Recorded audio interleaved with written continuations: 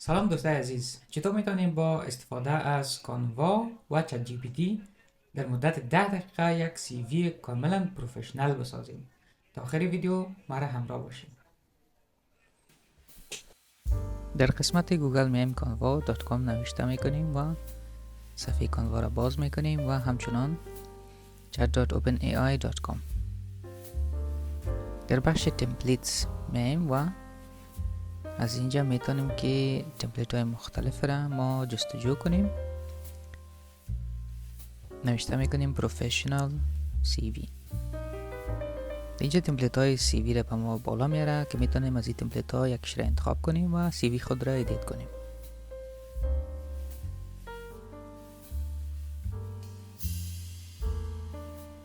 سی وی های مختلف در اینجا موجود می باشه که میتونیم هر تمپلیتی که دلخواه ما باشه انتخاب کنیم. این تمپلیت را انتخاب میکنیم و میگیم customize this template. این تمپلیت برای ما باز میشه و از این قسمت میتونیم که تصویر سی وی را تبدیل کنیم. میم اپلودز و از این قسمت تصویر خود ما را به تصویر سی وی اضافه میکنیم. ادیت ایمیج گفته و از اینجا در بخش کراپ میریم که میتونیم از اینجا تصویر را کمی پایین تر بریم. دان و درست در اینجا میتونیم که نام خود را و تخلص خود را نوشته کنیم.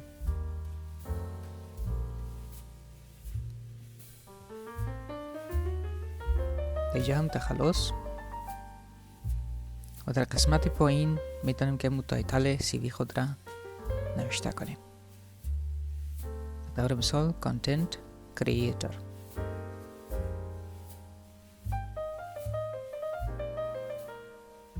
درست و در قسمت پایین که شما میبینین معلومات شخصی مثل تحصیلات، تجربه کاری و غیره می باشه که بریم به اپلیکیشن چت جی پی تی و در اینجا برای پرامپتش نوشته میکنیم که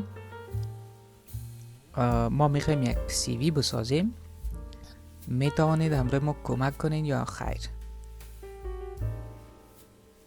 نوشته میکنیم I want to make a CV and need your help.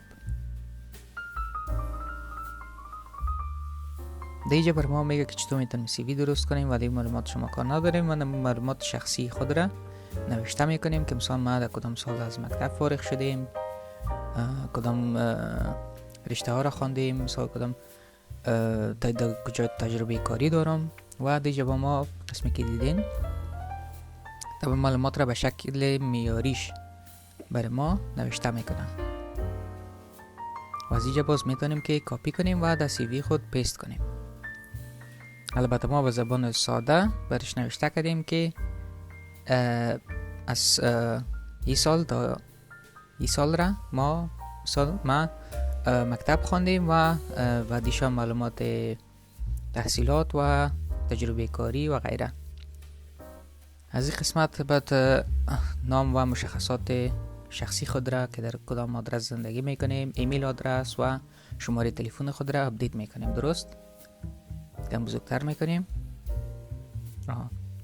شماره و آدرس را تبدیل نمیکنیم برای فعلا. در بخش لنگویج یا زبان ها میتونیم که پسندتری را ادیت کنیم. در این قسمت در بخش اکسپریانس یا تجربه کاری میتونیم که از همو چت جی پی تی تجربه کاری خود را که قبلا برش پرامپت داده بودیم او را کپی کرده و در اینجا پیست میکنیم.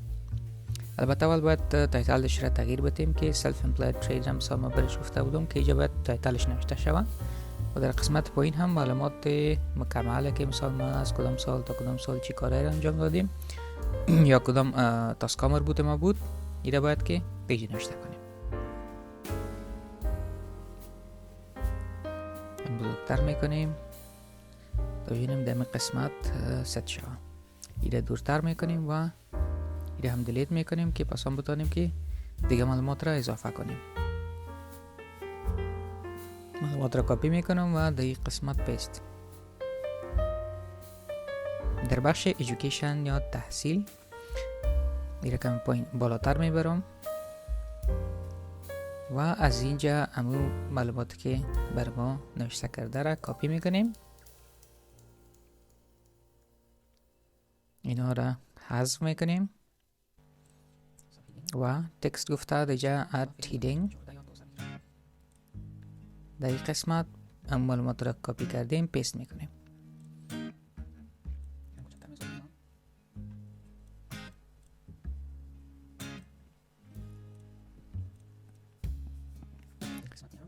سایز تکست، فایند تکست و اینها را تغییر میتیم که با تکست های قبلی یکسان شود. به این شکل کمی خردتر میسازیم. درست. در این قسمت هم نام مکتب را که من نوشته نکرده بودم باید را اضافه کنم که از کدام مکتب فارغ شدیم. البته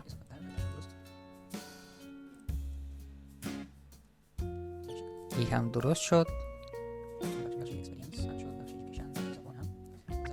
فیلم در بخش زبان ها کدام زبان هایی که شما بلدیت دارین را به شکل منوال نوشته میکنین چون ساده و آسان می باشه.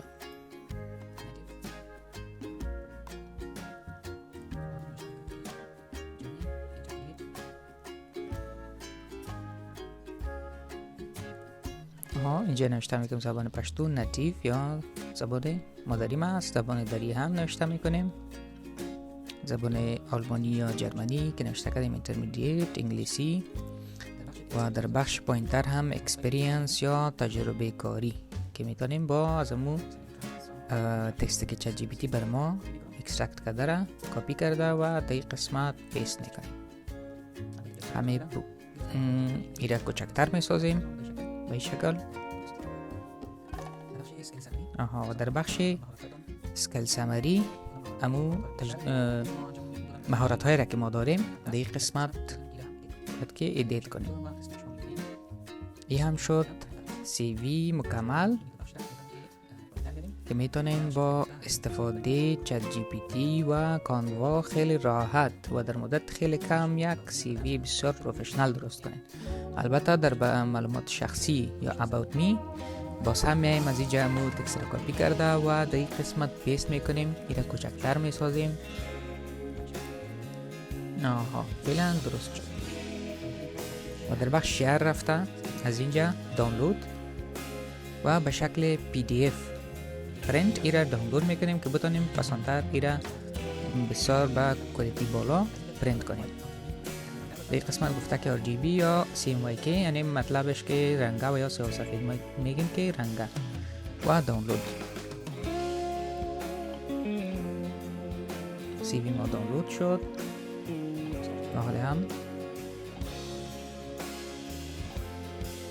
منتظر میشینیم تا دانلود تکمیل شود باز هم و اوپن فایل. این هم شد سی وی ما. بسیار عالی و مسلکی.